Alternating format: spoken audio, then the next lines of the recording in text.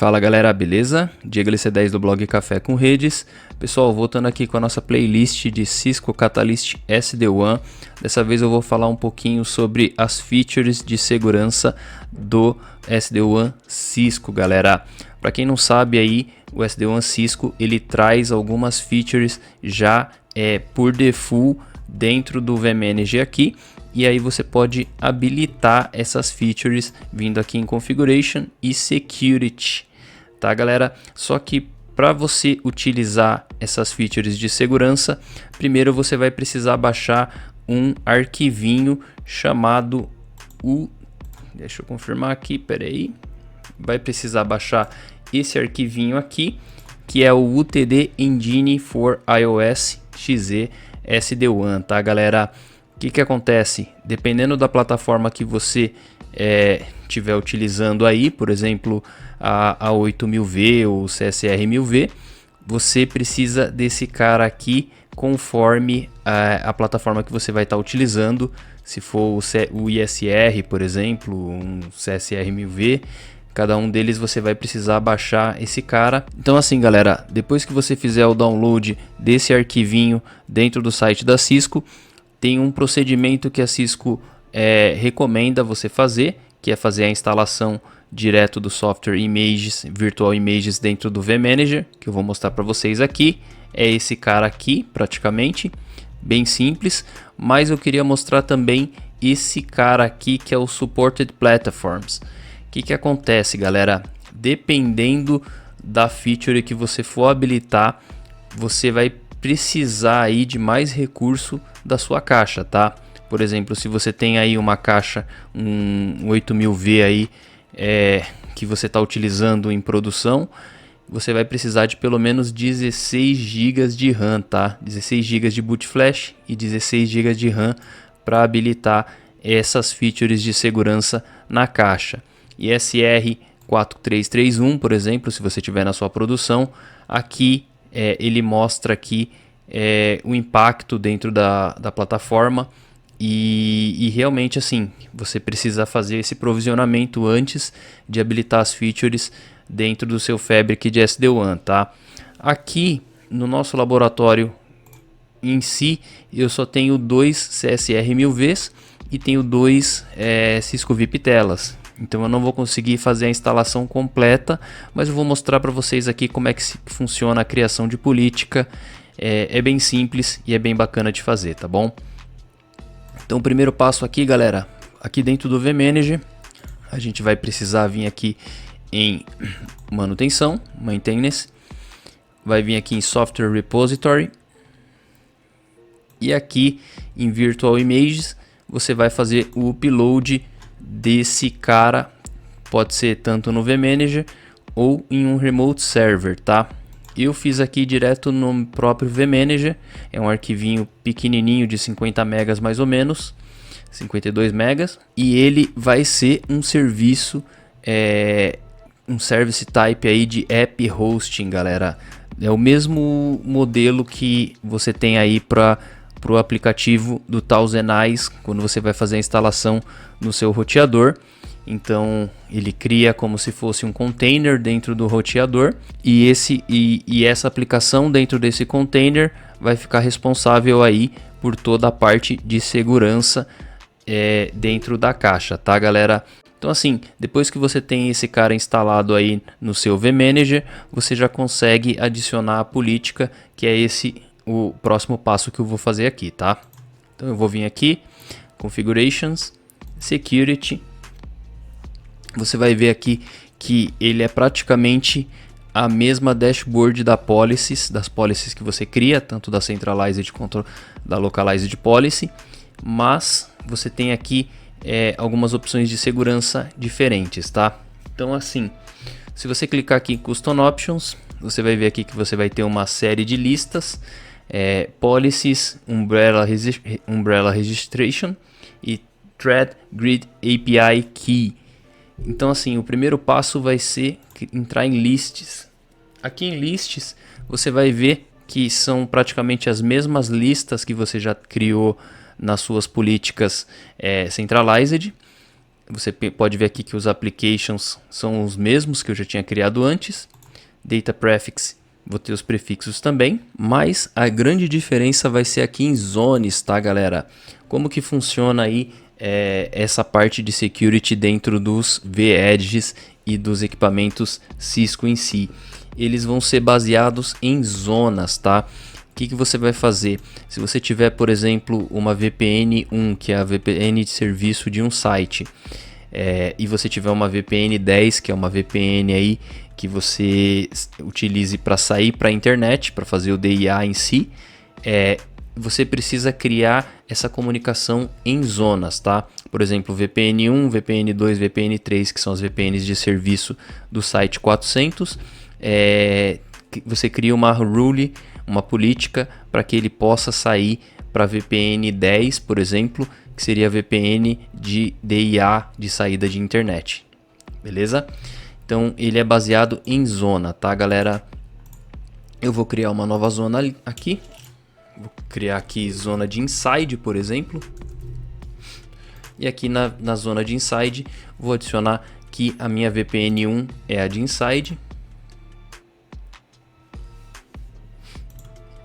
Agora eu vou criar aqui uma zona de outside e vou falar que a minha VPN 10 é a zona de outside para esse site 400, por exemplo, que eu vou pegar como exemplo, tá? Beleza?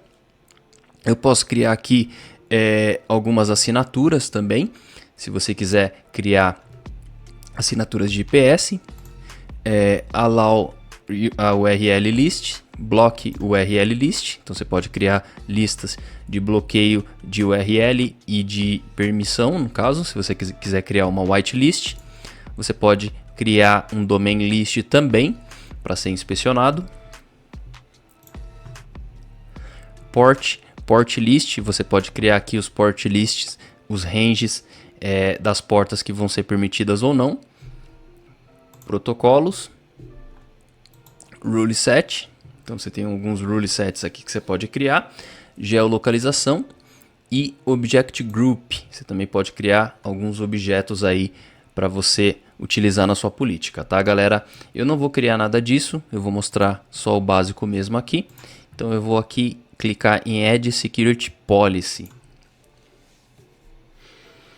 Aqui ele vai te dar algumas opções que são praticamente alguns templates que a própria Cisco traz para você.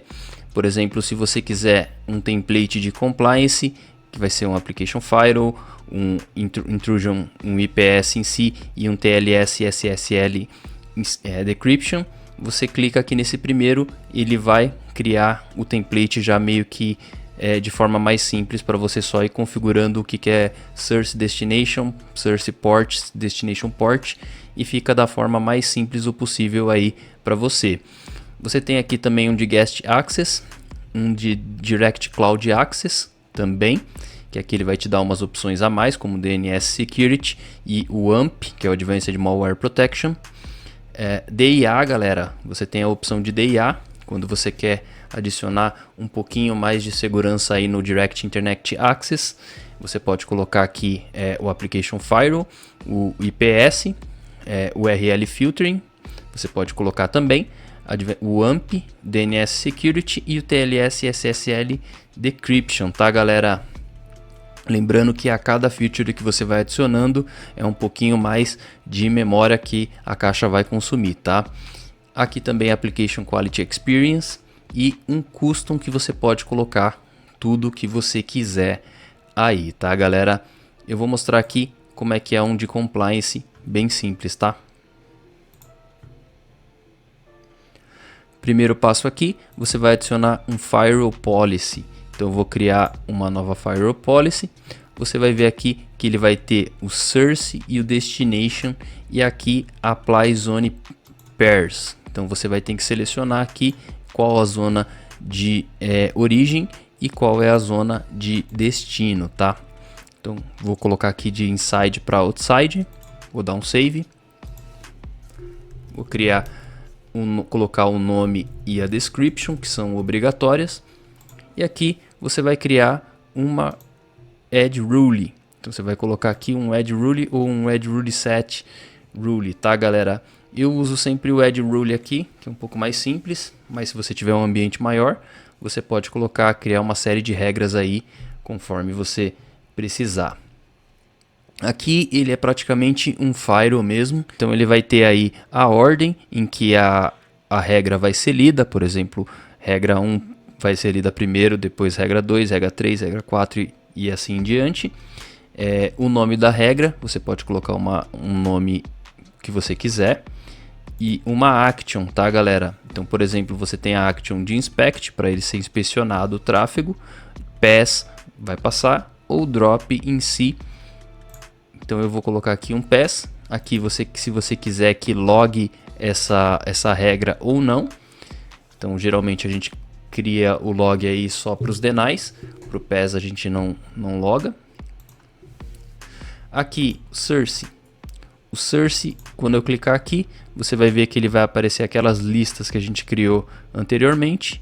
Vou selecionar a LAN 400.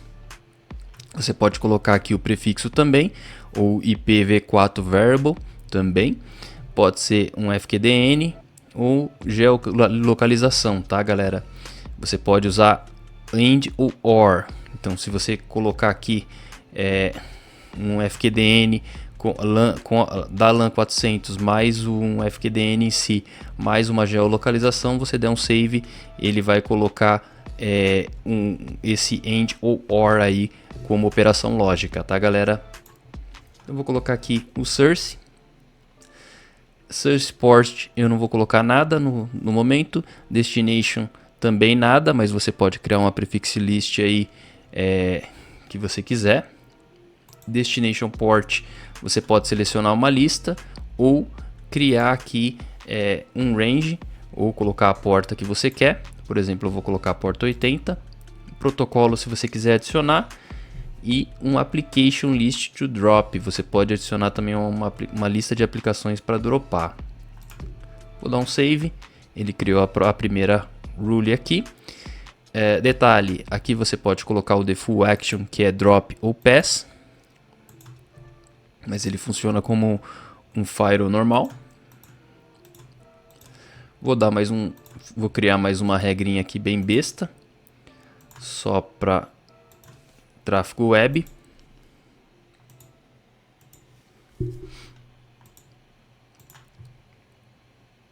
Vou colocar aqui para logar também.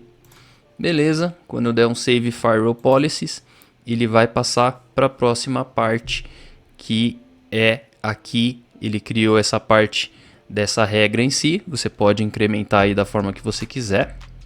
Vou dar um next. Aqui a parte de intrusion prevention. É aquilo que eu comentei antes. Você precisa ter o app hosting image dentro do seu software repository para ele aparecer aqui o IPS em si, tá? Então eu vou criar uma nova regra aqui de IPS. Primeiro você vai precisar colocar aqui qual que é a VPN o target de VPN. Então você vai falar aqui qual que vai ser a VPN que vai participar do IPS aqui. Estou adicionando aqui a VPN 1. Aqui você tem que colocar um policy name. Vou colocar como teste IPS. O modo de assinatura se vai ser balanceado, de conectividade ou security, que é as únicas alterações que você pode fazer aqui. Aqui ele vai estar dando uma explicação o que é o balanceado, que é as assinaturas publicadas.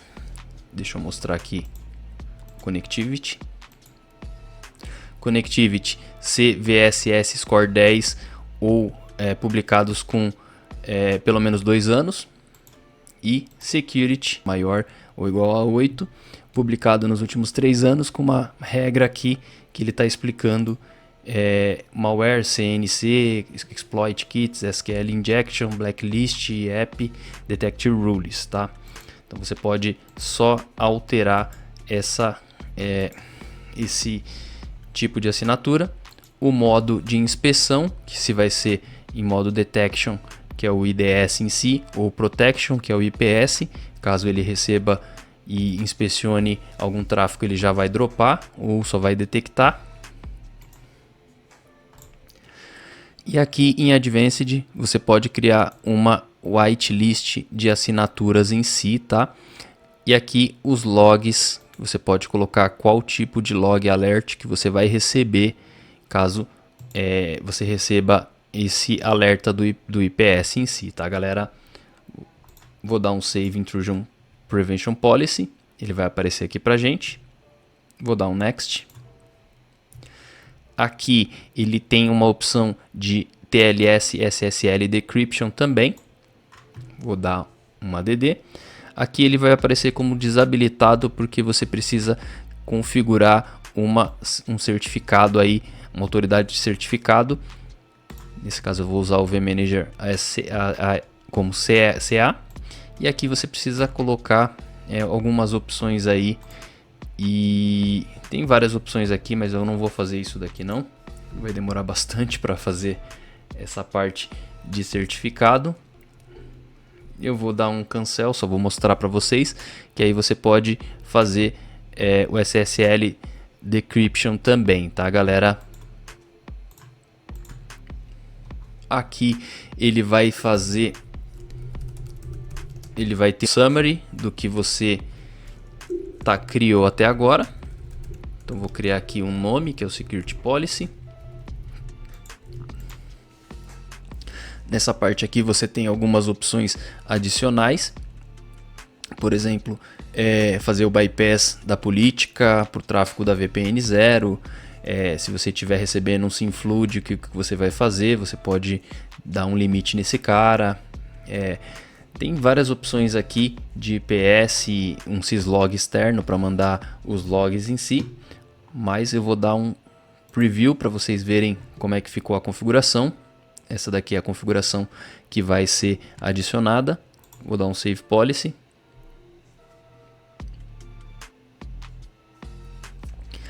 Beleza, a Security Policy foi criada com sucesso. Para você habilitar no seu device, você tem que vir aqui em Template. Eu tenho bastante coisa aqui, deixa eu pegar esse cara aqui que é o V5. Vou dar um Edit.